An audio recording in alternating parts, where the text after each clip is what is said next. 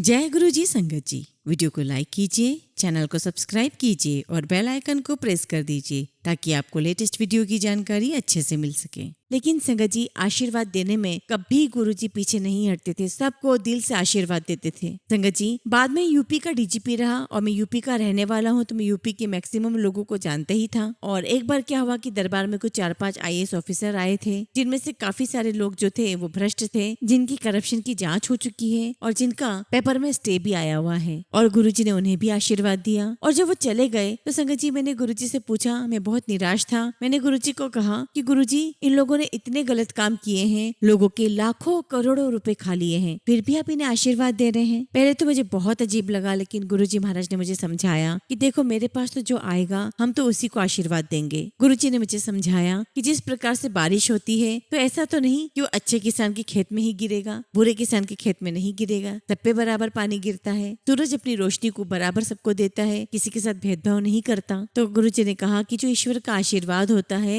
वो सबको मिलता है, चाहे वो अच्छे हो चाहे बुरे हो। संगत जी, मैं गुरुजी महाराज के बारे में कुछ और बातें बताना चाहूंगा। जय गुरुजी संगत जी। गुरुजी का अनंतम अनंतम शुक्राना। गुरुजी के श्री चरणों में कोटि कोटि प्रणाम। गुरुजी की प्यारी प्यारी संगत को जय गुरुजी। संगत जी, नवरात्रि के 5वें दिन माँ स्कंद माता की पूजा अर्चना की जाती है। संगत जी, स्कंद माता की आराधना से व्यक्ति की सभी मनोकामनाएं पूर्ण होती है, वहीं उसके मोक्ष का मार्ग भी सुलभ हो जाता है। माँ अपने भक्तों पर पुत्र के समान स्नेह लुटाती है। और यही नहीं संगत जी, माँ की उपासना से नकारात्मक शक्तियों का नाश होता है और माँ के स्मरण करने से ही असंभव कार्य संभव हो जाते हैं। तो आइए संगत जी, नवरात्रि के इस 5वें पर्व पर माँ स्कंद माता के श्री चरणों का ध्यान करते हुए, गुरु जी महाराज के श्री चरणों का ध्यान करते हुए हम अरदास करें कि हे माँ स्कंद माता, हे गुरुदेव, हम सभी के जीवन से नकारात्मक शक्तियों को दूर करें, सभी अमंगल दूर करें, हम सभी के जीवन में आनंद मंगल की वृष्टि हो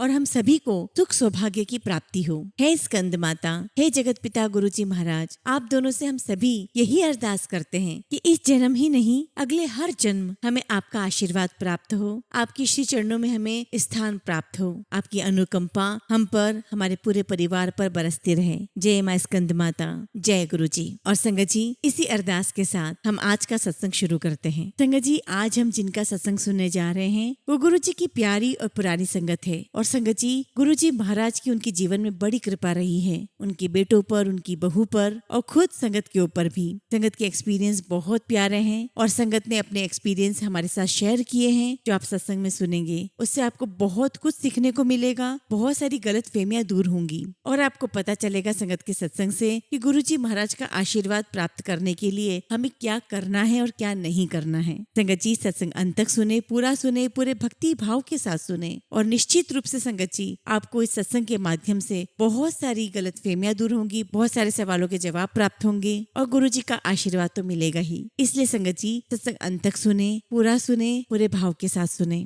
संगत जी, अगर आप भी अपना सत्संग शेयर करना चाहते हैं तो सुंदर लिखावट में हिंदी में ईमेल ID और व्हाट्सएप पर शेयर कर सकते हैं, और अगर आप चाहें तो ईमेल ID और व्हाट्सएप पर टाइप भी कर सकते हैं। तो चलिए संगत जी, सत्संग शुरू करते हैं। संगत जी, आज हम जिनका सत्संग सुनने जा रहे हैं वो गुरु जी की प्यारी और पुरानी संगत प्रकाश सिंह अंकल का सत्संग है। जय गुरु जी, शुक्राना गुरु जी। गुरु जी महाराज के श्री चरणों में मेरा नमस्कार, सारी संगत को मेरा नमस्कार। संगत जी, मेरी खुश नसीबी है कि आज मैं आप सबके साथ गुरु जी महाराज के साथ मेरी जर्नी को शेयर करने जा रहा हूँ। संगत जी, हम गुरु जी महाराज से 1987-1988 में मिले थे और उस समय संगत जी मैं जलंधर में पोस्टेड था as inspector general of BSF Punjab frontier. उस समय गुरुजी एक ब्रिगेडियर साहब के घर आए हुए थे। ब्रिगेडियर साहब हमें बहुत अच्छे से जानते थे, तो उन्होंने मुझे कहा कि सिंह साहब, आप घर पर आइए, आपको गुरुजी का सत्संग बहुत अच्छा लगेगा। और संगत जी, वो पहली बार था जब मैं गुरुजी महाराज से मिला था। ये 1988 की शुरुआत थी और संगत जी, शुरू से ही मेरे मन में ख्वाहिश थी कि मुझे कोई ऐसा गुरु मिले, कोई ऐसा धर्म गुरु मिले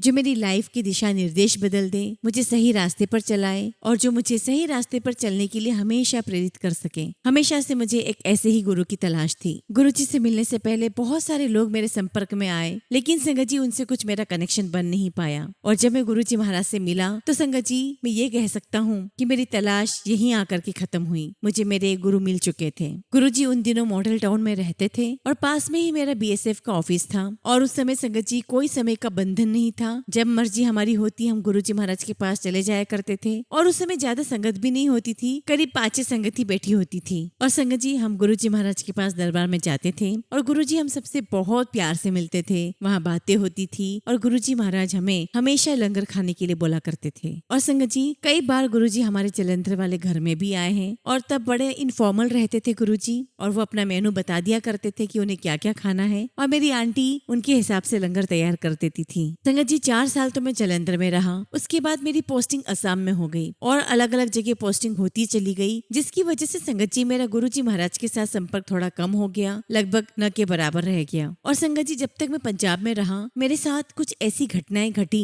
जिसको मैं आज भी याद करता हूँ तो मुझे लगता है कि गुरुजी महाराज का आशीर्वाद ही था, जिसकी वजह से संगत जी मैं इन गंभीर घटनाओं से बाहर निकल पाया। एक बार की बात है संगत जी, आतंकवादियों ने बॉर्डर पर मेरे लिए एम्बुश लगा रखा था और उस समय संगत जी सीमा पर जो चौकियां हैं उनका मैं इंस्पेक्शन कर रहा था। और आतंकवादियों को पता था कि ये इस रास्ते से गए हैं और इसी रास्ते से लौट कर आएंगे, क्योंकि संगत जी सीमावर्ती क्षेत्रों में ज्यादा कोई रास्ते होते नहीं थे। और संगत जी जिस रास्ते से मैं लौटने वाला था उस रास्ते पर आतंकवादियों ने कैलकुलेट कर लिया था कि मैं कितनी देर में वहां से लौटने वाला हूँ। और उसी रास्ते पर संगत जी उन्होंने गड्ढा खोदकर LMG वगैरह माउंट कर लिया कि IG साहब यहाँ से जाएंगे तो उन्हें उड़ा दिया जाएगा। और संगत जी मेरा इंस्पेक्शन खत्म हुआ और मैं उसी रास्ते से लौट रहा था, लेकिन हमें रास्ते में बहुत देर हो गई थी और अभी हम रास्ते पे चल ही रहे थे और जो जीप है वो हमारे कमांडेंट भगत सिंह चला रहे थे। तो भगत सिंह ने कहा कि सर हमें देर हो गई है आज, अगर आप कहें तो एक शॉर्टकट रास्ता है, क्या हम वहाँ से ले लें? तो मैंने उससे कहा कि देखो भाई यहाँ के रास्ते तो तुम ही जानते हो, मुझे कोई प्रॉब्लम नहीं, तुम्हें जहाँ से ले जाना है वहाँ से ले लो। और फिर भगत सिंह ने शॉर्टकट रास्ता ले लिया। अब संगत जी शॉर्टकट रास्ता तो ले लिया भगत सिंह ने, लेकिन जिस रास्ते पर आतंकवादी मेरा इंतजार कर रहे थे वो इंतजार ही करते रह गए। और संगत जी ये गुरुजी महाराज की ही कृपा थी कि गुरुजी ने हमें उस रास्ते से नहीं जाने दिया और इस प्रकार से संगत जी मैं उस एम्बुश से बच गया। उसके बाद संगत जी पंजाब पुलिस से एक इंटेलिजेंस रिपोर्ट आई कि आतंकवादी आपके घर पर रॉकेट के थ्रू हमला करेंगे और आपके बच्चों को किडनैप कर लेंगे। अब संगत जी मैं अपनी सुरक्षा तो कर सकता था, मुझे चिंता परिवार की थी,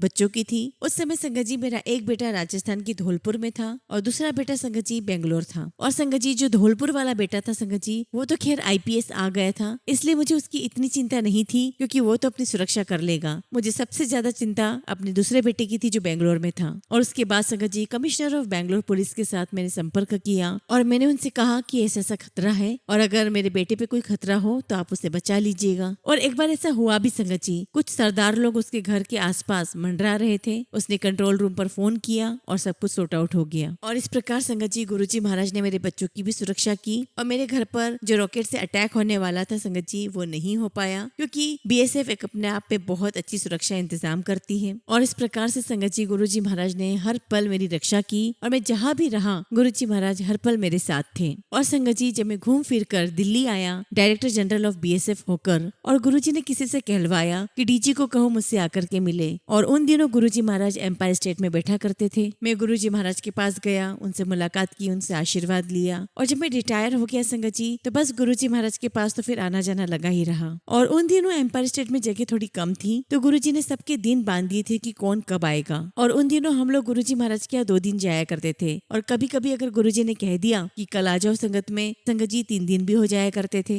और संगत जी सबसे बड़ी बात तो ये थी कि जिस दिन गुरुजी महाराज के यहाँ जाना होता था उस दिन सुबह से ही घर में बहुत एक्साइटमेंट होती थी कि आज शाम को गुरुजी के यहाँ जाना है, आज शाम को गुरुजी के यहाँ जाना है। मन में एक अजीब सी खुशी होती थी। और संगत जी मैं और मेरी वाइफ एक्साइटेड रहते थे गुरुजी महाराज के पास जाने के लिए, वो तो समझ में आता है। लेकिन उन दिनों मेरे जो ग्रैंड सन है, जो एक 9 साल का था और एक 7 साल का था, जो अमेरिका में पल बढ़ रहे थे, वो जब भी इंडिया आते और जब भी हमें गुरुजी महाराज के यहाँ जाना होता था संगत जी उनको इतनी एक्साइटमेंट होती थी गुरुजी महाराज के यहाँ जाने की, मैं बता नहीं सकता। और गुरुजी महाराज के यहाँ उन्हें क्या मिल रहा था वो तो गुरुजी ही जाने। और मुझे ताज्जुब इस बात पर होता था संगत जी कि गुरुजी के यहाँ पर कोई खेल तमाशा तो है नहीं, कोई खिलौना मिलता नहीं था, वहाँ जाकर के चुपचाप बैठना होता था। फिर भी मेरे ग्रैंडसन्स बहुत एक्साइटेड रहते थे जाने के लिए। जहाँ तक मैं समझता हूँ संगत जी गुरुजी महाराज में जो आकर्षण था, जो मैग्नेटिज्म पावर थी, वो ऐसी थी कि बच्चे हो बूढ़े हो कोई भी हो सब वहाँ खींचा चला जाता था। और संगत जी जी मुझे बहुत अच्छे से याद है, मेरे दोनों बेटे छोटे होते थे और वो दोनों ही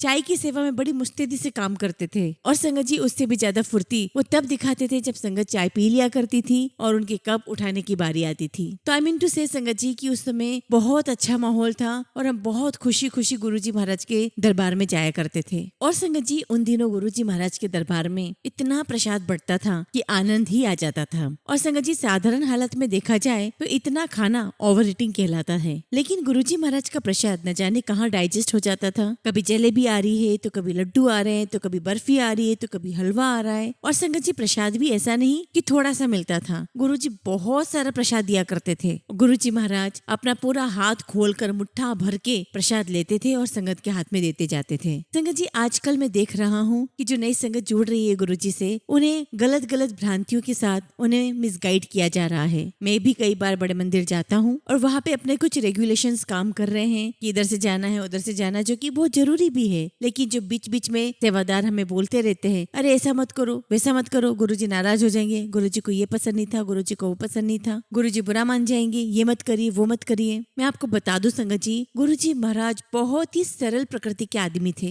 बहुत ही सरल। गुरुजी बहुत ही ज्यादा सॉफ्ट हार्टेड थे। हालांकि उनके सरल प्रकृति और सॉफ्ट हार्टेड की काफी सारी संगत बहुत फायदा उठाया करती थी। एक ऑफिसर थे संगत जी जो गुरुजी महाराज के दरबार में आते थे और बड़ा अजीब सा बिहेवियर करते थे। अब संगत जी कोई अगर सरल प्रकृति का इंसान हो, निर्मल हृदय इंसान हो, सॉफ्ट हार्टेड इंसान हो, तो इसका मतलब ये नहीं है कि आप उसका फायदा उठाएं या कुछ ऐसी बातें करिए जो अनुशासन के खिलाफ हो। और संगत जी गुरुजी महाराज कभी भी किसी की कोई बात को माइंड नहीं करते थे। बस वो यही चाहते थे कि जो भी दरबार में आए वो एकदम कूल रहे, काम रहे, कंपोज्ड रहे और एकदम रिलैक्स रहे। और संगत जी गुरुजी महाराज को हंसी मजाक बहुत पसंद था। वो संगत से बहुत हंसी मजाक किया करते थे। अगर किसी से पूछा कि तुम कहाँ के रहने वाले हो और अगर उसने कह दिया कि मैं नोएडा का रहने वाला हूँ, तो बस गुरुजी कहते थे नो आइडिया। और संगत जी अगर कोई कपल आते थे, कोई हस्बैंड वाइफ आते और गुरुजी महाराज की चरण स्पर्श करते, गुरुजी तुरंत कह देते अच्छा आंटी तुम्हारी लव मैरिज हुई है। और संगत जी इतने सारी संगत के बीच में जब गुरुजी कहते तो वो आंटी बड़ी शर्मा जाती थी और साथ में संगत जी वो बड़े सरप्राइज भी हो जाते थे कि वो पहली बार दरबार में आते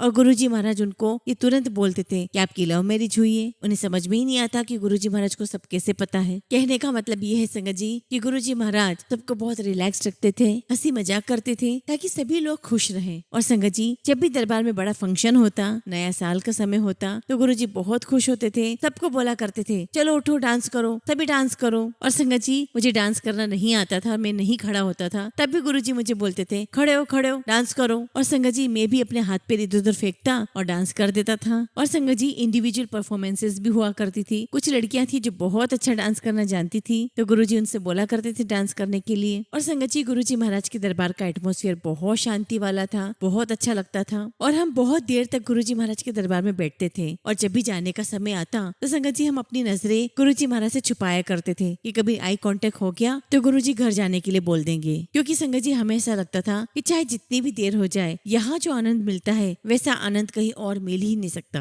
और सबसे बड़ी बात संगत जी कि रात में 12-1 बजे 1:30 बजे पहुँचते थे और वो भी खुश होकर पहुँचते थे। ऐसा नहीं लगता था कि नींद कब आएगी, कैसी आएगी, पूरी होगी कि नहीं होगी, कुछ भी दिमाग में नहीं होता था। और कई बार तो संगत जी हम जब एम्पायर स्टेट में लंगर ले लिया करते थे, तो उन दिनों बड़ा मंदिर बन रहा था, तो लंगर करने के बाद गुरुजी कहते कि चलो बड़े मंदिर चलते हैं। और सारी संगत गुरुजी के साथ बड़े मंदिर पहुंच जाती थी। और संगत जी 9-10 बज चुके होते थे, यहाँ हमारा लंगर हो चुका होता और हम बड़े मंदिर पहुंच जाते। और गुरुजी का ऐसा इंतजाम होता था कि वहाँ पर भी लंगर तैयार हो जाता था। और संगत जी हम बड़ी दबी हुई आवाज में कहते गुरुजी से कि गुरुजी अभी तो लंगर खाकर आए हैं, अब कैसे खाएं? तो गुरुजी कहते नहीं नहीं खाओ लंगर। और संगत जी गुरुजी का ऐसा आशीर्वाद होता था कि वो लंगर भी पच जाता था और बड़े मंदिर में जो खाते वो भी पच जाता था। लगता ही नहीं था कि हमने इतना खाया है। और आपने भी कई बार सुना होगा संगत जी, हमने तो खुद देखा है कि जितने भी डायबिटीज वाले थे उनको तो भर भर के जलेबियां खिलाते थे गुरुजी। और संगत जी जब वो बाद में अपनी रिपोर्ट करवाते तो उनकी शुगर नॉर्मल आती। और गुरुजी अक्सर कहा करते थे कि बहुत माड़ा समय आने वाला है, बहुत माड़ा समय आने वाला है। और संगत जी आप और हम देख ही रहे हैं कि माड़ा समय तो चल ही रहा है, कोविड का भी समय आया। संगत जी मैं गुरुजी के साथ बहुत फ्रेंकली बातें किया करता था। और उन दिनों हिंदुस्तान और पाकिस्तान के साथ तनातनी चल रही थी और ऐसा लगता था कि कहीं युद्ध ना हो जाए, वॉर ना हो जाए। तो मैंने एक दिन गुरुजी से पूछा कि गुरुजी कहीं ऐसा तो नहीं कि दिल्ली पर कहीं न्यूक्लियर बॉम्ब गिरेगा? अब गुरुजी ने मेरी तरफ देखा और कहा दिल्ली के लोग हैं तो इसी लायक कि यहाँ पर न्यूक्लियर बॉम्ब गिरे। और अक्सर गुरुजी कहते थे कि दिल्ली के लोग बहुत सेल्फिश है।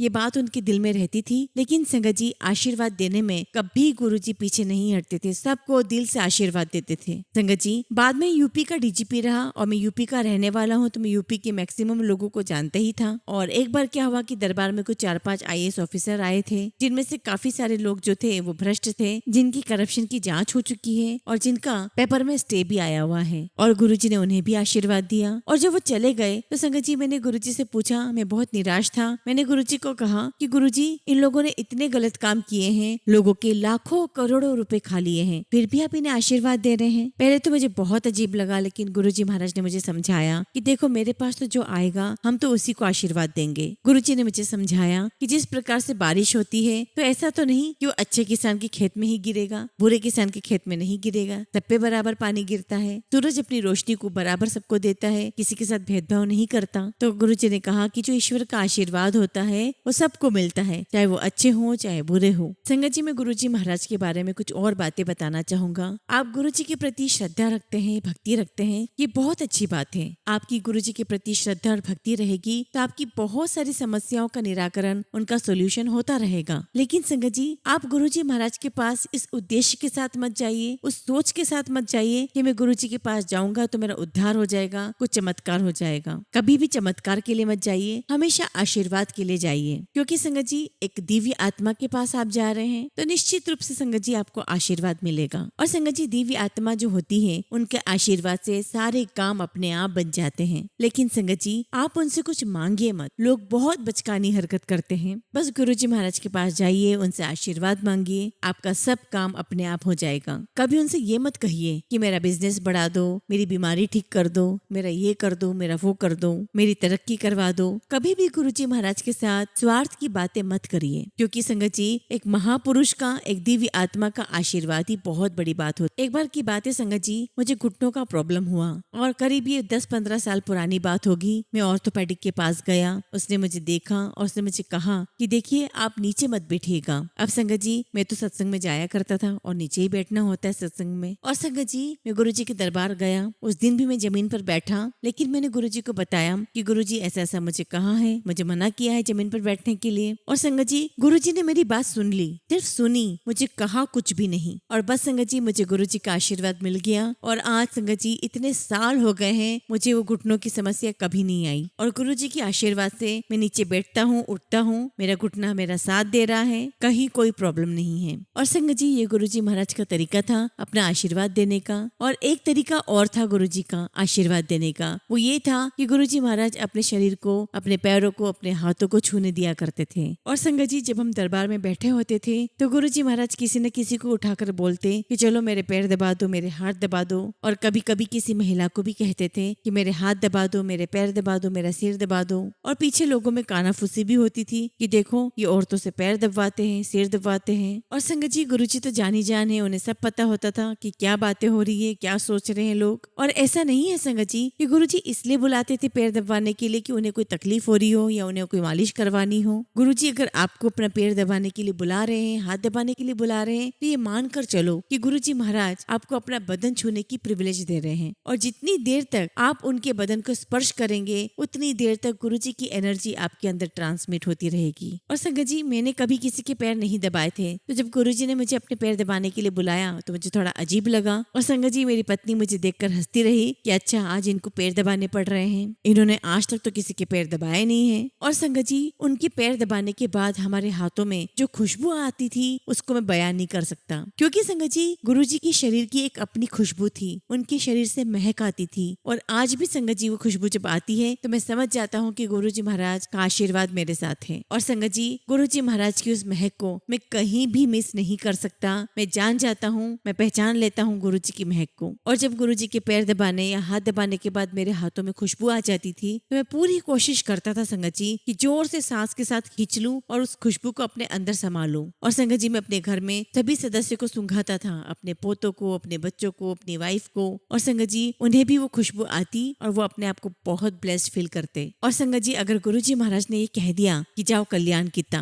तो समझ लीजिए संगत जी कि आप जो तकलीफ लेकर के, जो फीलिंग लेकर के, जो विश लेकर के आप गुरुजी महाराज के दरबार में गए हैं उसको पूरा होना ही होना है। और संगत जी गुरुजी महाराज की शक्ति तो इतनी थी कि आपको उनके पास जाने की भी आवश्यकता नहीं थी। वो अपने आंखों से ही लोगों को हील कर दिया करते थे। न आपको बताने की जरूरत है, न गुरुजी महाराज को पूछने की आवश्यकता है। वो तो बस अपनी आंखों से देख करके ही आपका कल्याण कर देते हैं। और संगत जी, चाहे फिर आप गुरुजी महाराज की नजरों से दूर क्यों न हो, गुरुजी महाराज ऐसे आपका कल्याण कर देते थे कि लोग देखते रह जाते। और गुरुजी महाराज के आशीर्वाद देने के तरीके बहुत सारे हैं। गुरुजी महाराज आशीर्वाद देने के लिए सपने में आ जाते हैं। संगत जी, मैं एक बात और बताना चाहता हूँ जो मैं अपने अनुभव से बता रहा हूँ। संगत जी, मैंने तो गुरुजी को बहुत शुरू से देखा है, 1988 से देखा है। और संगत जी, मैंने गुरुजी को बहुत पास से देखा है, बहुत करीबी से जाना है। कुछ लोग संगत जी गुरुजी महाराज के बारे में ऐसी बातें करते हैं जैसे वो गुरुजी के सबसे बड़े सेवक वही हैं, सबसे बड़े श्रद्धालु वही हैं। कुल मिला के संगत जी, बहुत सारी संगत को मैंने देखा है जो बहुत डींगे मारती है। जैसे कि संगत जी की गुरुजी मेरे रोज सपने में आते हैं, फलाना फलाना। मैं इन सब बातों में नहीं मानता हूँ। मुझे समझ में नहीं आता कि लोग इस तरह की बातें क्यों करते हैं, लेकिन मैं जानता हूँ कि वो गुरुजी महाराज को इम्प्रेस करना चाहते हैं और वो गुरुजी को बताना चाहते हैं कि मैं गुरुजी आपका सबसे बड़ा भक्त हूँ। और संगत जी, कोई इस तरीके से बड़ा चढ़ा करके कुछ बताता है तो उसे संभालने की जरूरत है। सपने में मेरे भी आते हैं गुरुजी, कभी 3 महीने में आ गए, कभी 4 महीने में आ गए, कभी साल भर में आ गए। और संगत जी, मेरे जैसे ऐसे बहुत सारे संगत हैं जिनके ऊपर गुरुजी महाराज की ऐसी कृपा रही है। मैं ये कभी नहीं कहूंगा कि मैं गुरुजी का सबसे खास चेला था, नहीं, मैं सिर्फ इतना ही कहूंगा कि गुरुजी की मुझ पर कृपा थी और उनकी कृपा आज भी मेरे ऊपर है। और संगत जी, ये भी मानकर चलिए कि कृपा उतने ही प्रपोर्शन में होती है जितने प्रपोर्शन में आपका आचार विचार, आपका व्यवहार होता है, आपकी सोच होती है, आपकी भावना होती है। जितना संगत जी आपकी सोच शुद्ध है, आपका शरीर शुद्ध है, आपकी आत्मा शुद्ध है, उतने प्रपोर्शन में ही गुरुजी महाराज का आपको आशीर्वाद मिलेगा। अगर आप चाहें कि आप गलत काम भी करते रहें और गुरुजी की कृपा भी मिलती रहे तो ऐसा नहीं हो सकता संगत जी। बस इतना मानकर चलिए संगत जी कि जितनी आपकी लाइफ, जितना आपका जीवन शुद्ध होगा, उतनी गुरुजी महाराज की कृपा आपको मिलती रहेगी। और मैं एक बात कहना चाहता हूँ कि जो चीज बहुत कठिन तपस्या, बहुत कठिन साधना से प्राप्त होती है, गुरुजी महाराज ने मुझे वो चीज ऐसे ही दे दी। मैं नहीं जानता कि मुझ में वो शक्ति कैसे है, लेकिन बस मैं उसे अपना गुरुजी का आशीर्वाद ही मानता हूँ। और संगत जी, मैं अगर अपने व्यक्तिगत अनुभव की बात करूँ तो गुरुजी महाराज के बारे में मैं कहूँगा कि कुछ 1-2 इंस्टेंसेस ऐसे हैं कि जिन्हें मैं जिंदगी भर नहीं भूल सकता। संगत जी, वैसे तो मेरा स्वास्थ्य अच्छा रहता है और अभी तो मैं 80 के ऊपर पहुंच गया हूँ और वैसे तो मेरा स्वास्थ्य अच्छा रहता है, लेकिन जब भी मैं यूएस जाता हूँ तो कभी अपना इंश्योरेंस करवाता हूँ, कभी नहीं करवाता हूँ। संगत जी, 9/11 का जो अटैक हुआ था अमेरिका में, उससे पहले तो संगत जी मैं हर साल जाया करता था, कभी टेररिज्म पर लेक्चर देने के लिए, कभी सिक्योरिटी पे लेक्चर देने के लिए किसी यूनिवर्सिटी में जाया करता था। मैंने देखा कि बार-बार इंश्योरेंस में पैसा जाता है। जो मैं 2011 में गया तो मैंने अपना इंश्योरेंस नहीं करवाया, लेकिन संगत जी मैंने अपनी पत्नी का करवा लिया क्योंकि उनका स्वास्थ्य इतना अच्छा नहीं था। और संगत जी, 2011 की यात्रा के दौरान आने से पहले कुछ ऐसी घटना हो गई जो मैं कभी नहीं भूल सकता, जिसने मेरे जीवन में एक अमिट छाप छोड़ी। संगत जी, 4 जुलाई को अमेरिकन इंडिपेंडेंस डे होता है और संगत जी हम अमेरिका में सिनसिनाटी में रहते थे। तो बेटे ने कहा कि पापा 2 जुलाई को हम शिकागो चलेंगे, वहाँ पर आप इंडिपेंडेंस डे की परेड देखिएगा और फिर वहाँ से 5 तारीख की फ्लाइट पकड़ के आप इंडिया चले जाइएगा। अब संगत जी हम 2 तारीख को शिकागो तो आ गए, लेकिन 2 या 3 तारीख को मेरी तबीयत खराब हो गई। और संगत जी तबीयत मेरी इतनी खराब हो गई कि मेरा अपने ही शरीर पर कोई नियंत्रण नहीं रहा और संगत जी मैं ब्लैंक लुक देने लगा।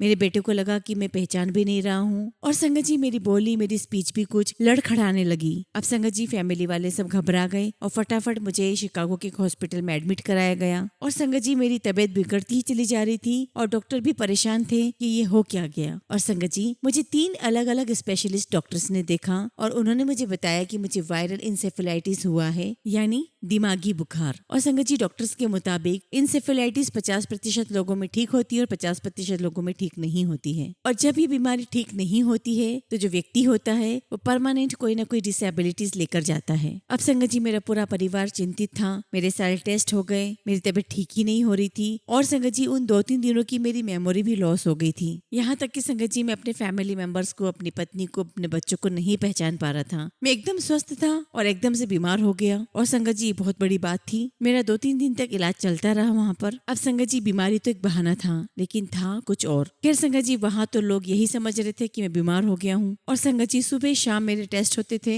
और बड़ी डिफरेंट बीमारी थी। और जो डॉक्टर्स होते थे वो अपने साथ 5-6 असिस्टेंट लेकर आते थे कि ये बहुत अलग बीमारी है। और संगत जी डॉक्टर्स को ये पता चल गया था ये इंडिया से आए हैं और वहाँ पर ये बहुत बड़े अफसर हैं और यहाँ शिकागो में आए हुए हैं। अब संगत जी 7 जुलाई को गुरुजी महाराज का बर्थडे आने वाला था और घर वालों को लगा कि अब गुरुजी ही कुछ करेंगे। अब संगत जी 6 तारीख की दिन की बात है, अमेरिका में दिन की बात है और इंडिया में आधी रात की बात है। मैं खाना खाकर सो गया और संगत जी मेरे घर वाले तो गुरुजी से प्रार्थना कर ही रहे थे कि गुरुजी आपकी कृपा होगी तभी पापा ठीक होंगे। और संगत जी जब मैं सोया तो मुझे एक सपना आया कि मैं एक हॉल में बैठा हुआ हूँ और मेरे सामने एक बहुत बड़ी स्क्रीन है जिसके ऊपर ओम लिखा हुआ है। और संगत जी सिर्फ ओम लिखा हुआ नहीं था, इट वॉज अ डेजलिंग ओम जो चमक रहा था, बहुत बुरी तरह से चमक रहा था वो ओम। और संगत जी उस ओम को देखकर मैं मन ही मन बहुत प्रसन्न हो रहा हूँ। And sangat ji I was feeling divine experience.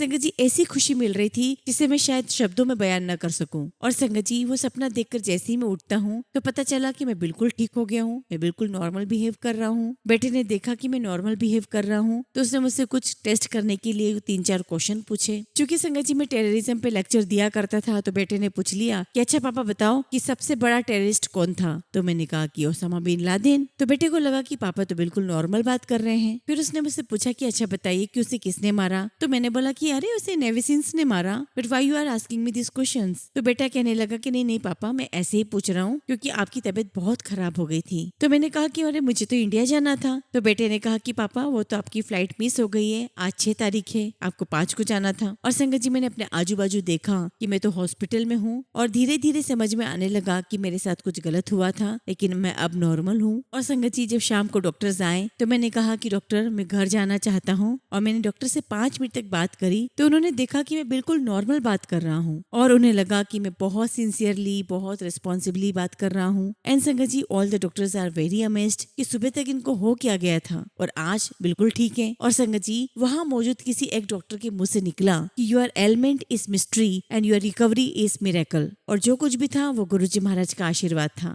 जैसा कि मैंने कहा कि कब कहाँ कैसे गुरुजी का आशीर्वाद मिलता है वो सिर्फ गुरुजी जानते हैं। और संगत जी उस समय तक गुरुजी महाराज ने अपना चोला छोड़ दिया था। उसके बाद डॉक्टर ने मुझे डिस्चार्ज कर दिया। मैं सिनसिनाटी पहुंचा, वहां मैंने अपने कुछ ट्रीटमेंट कंटिन्यू रखे और उसके बाद संगत जी मैं इंडिया आ गया। एक तरीके से संगत जी मैं मौत के दरवाजे से लौटकर वापस आया। गुरुजी ने मुझे वापस भेज दिया कि अभी तुम्हारा समय नहीं हुआ है, तुम इतनी जल्दी नहीं जाओगे। और इस तरीके से संगत जी मेरे जीवन में बहुत सारी अद्भुत घटनाएं हुई। मेरी पत्नी के साथ, मेरी बहू के साथ, मेरी बहू रानी के साथ एक छोटी सी घटना हुई, वो भी मैं आपको बता देता हूँ। संगत जी मेरी बहू अमेरिका में रहती थी और वो कार बहुत फास्ट ड्राइव करती थी। एक बार की बात है वो इंडिया आई हुई थी और इंडिया से वो दोबारा अमेरिका जा रही थी। तो अमेरिका जाने से पहले संगत जी मेरी जो बहू है वो गुरुजी महाराज के दरबार में गई और दर्शन करके बाहर आ गई। और जैसे वो बाहर आई गुरुजी ने कहा संगीता को बुलाओ। और जब वो दोबारा अंदर आई तो गुरुजी ने कहा कि लो मेरी जूती ले जाओ। गुरुजी महाराज ने अपनी जूती उसको दी। हमारी बहू पे गुरुजी महाराज की कृपा रही कि गुरुजी ने अपनी जूतियां उसे दी। अब संगत जी मेरी बहू अमेरिका चली गई और वहाँ अमेरिका में उसने जूतियों को बहुत सम्मान के साथ बहुत प्यार के साथ रखा। और उसी के एक दिन बाद संगत जी उनका कार एक्सीडेंट हो गया और उसके दोनों छोटे बेटे कार में पीछे बैठे हुए थे। और जो उनकी कार थी संगत जी वो हेवी एसयूवी थी और संगत जी वो एसयूवी सड़क से नीचे गिर गई और उलट गई। संगत जी ऐसी घटना घटी थी कि नॉर्मल सर्कमस्टांसेस में कैजुअलिटीज होनी ही थी। और संगत जी तीनों को कोई खरोच तक नहीं आई। तीनों बड़ी आसानी से कार में से बाहर आ गए। कोई खिड़की से निकल रहा था, कोई दरवाजे से निकल रहा था और जबकि कार पूरी तरीके से स्मैश्ड। और संगत जी कार की हालत में आपको बता दूं ऐसी थी कि कार पूरी तरीके से फिनिश्ड हो चुकी थी। और संगत जी देखिए कि गुरुजी महाराज को सब कुछ पता था कि अमेरिका वापस जा रही है और आगे चलकर क्या घटना घटने वाली है। गुरुजी महाराज ने उसे पहले से ही ब्लेस कर दिया था। गुरुजी ने उसे जूती इसीलिए दी थी कि तुम इसे घर ले जाके रखना, वो तुम्हारी रक्षा करेगी। तो संगत जी गुरुजी महाराज के आशीर्वाद देने के तरीके बहुत अलग अलग थे। उन्हें पता होता था कि किसके साथ क्या घटना घटने वाली है।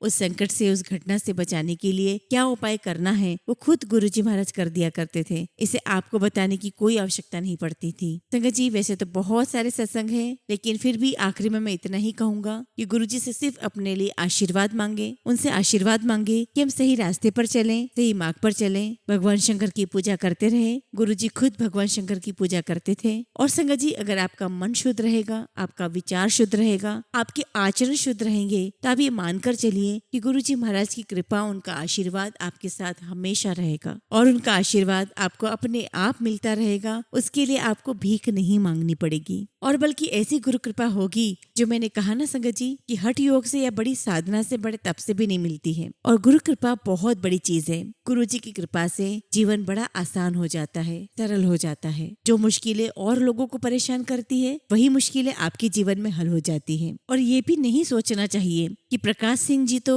38 साल से जानते हैं और हम तो 1-2 साल से ही जानते हैं गुरुजी को। दोस्तों, ऐसा कुछ भी भेदभाव नहीं है गुरुजी महाराज के दरबार में। बेशक संगत जी आप एक हफ्ते पहले से गुरुजी महाराज को जानना शुरू किए हो, लेकिन अगर आप सच्चे मन से पूरी पवित्रता के साथ, पूरे भाव के साथ, पूरे भक्ति भाव के साथ मिलेगा तो गुरुजी की कृपा आप पर अवश्य होगी। और इसी के साथ संगत जी मैं अपने शब्दों को यहीं विराम देता हूँ। जय गुरुजी, शुक्राना गुरुजी।